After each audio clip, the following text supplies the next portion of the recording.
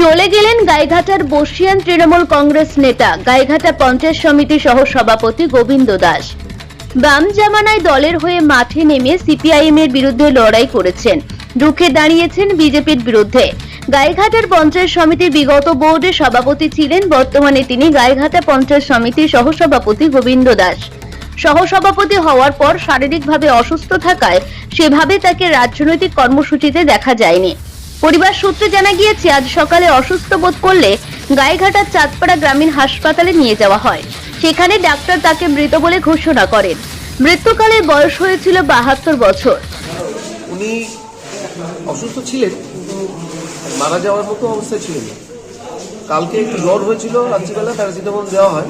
তারপর প্যারাসিটামল খাওয়ার পরে কাম দিয়ে জ্বরটা ছাড়ে, একটু একটা ব্রিদিং ডিস্ট্রেস ছিল একটু লাইট, তার জেরার জন্য সে যে ওষুধ উনি পান সেটা ইনহেলার ইউজ করেন। তারপরে একটু ঘুমিয়ে যান। সকালবেলা উঠে চা বিস্কুট খেয়েছেন। তারপরে আমি দেখলাম যে ওনার একটু নিঃশ্বাসের কষ্ট আছে, সেই কারণে হাসপাতালে নিতে সময় হলো না, নিয়ে এলাম। নিয়ে আস্তে আস্তে এখানে যখন নিয়ে এলাম তখন এরা অনেক চেষ্টা করলেন, ডাক্তারবাবুরা খুবই চেষ্টা করেছেন।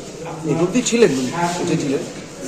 হাসপাতালে আসার পরে ট্রিটমেন্ট চললো, কিন্তু জানানো গেল না। কত বছর বয়স হয়েছিল? এখন 72 বছর, 72 বয়স। আপনার নাম? আমার নাম শীর্ষেন্দ্র দাস, আমি ওনার বড় ছেলে। গোবিন্দ বাবুর রাজনীতিতে হাতে খড়ি হয় কংগ্রেসের যুব নেতা হিসাবে। পরবর্তীতে মমতা বন্দ্যোপাধ্যায় তৃণমূল দল গঠন করার পর মমতা বন্দ্যোপাধ্যায়ের আস্থাভাজন হওয়ার প্রাথমিক দিকে তৃণমূলের হয়ে গাইঘাটায় লড়াই করেছেন।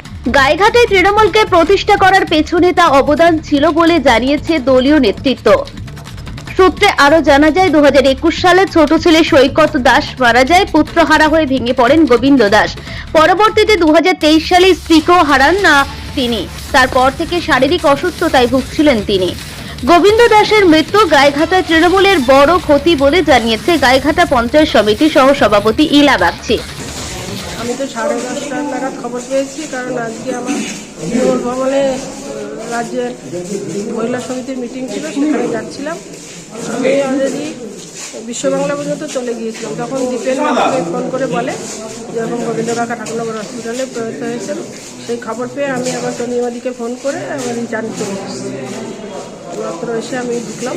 যে এমন একজন বর্ষিয়ান নেতা দীর্ঘদিন ধরে এখানে তৃণমূলটা করছে, এবং ওনার হাতেই বলা যেতে পারে যে এখানে তৃণমূলটা গঠিত হয়েছিল, সেই মানুষটা আজকে আর নেই, কি বলবেন? ফ্রন্টের আমল থেকে তাকে আমরা সবাই গার্জিয়ান বলে জানতাম, এবং 2008 সালে আমি যখন পঞ্চায়েত সমিতিতে দাঁড়াই, উনি আমাকে দিশা দেখিয়ে নিয়ে এসেছিলেন।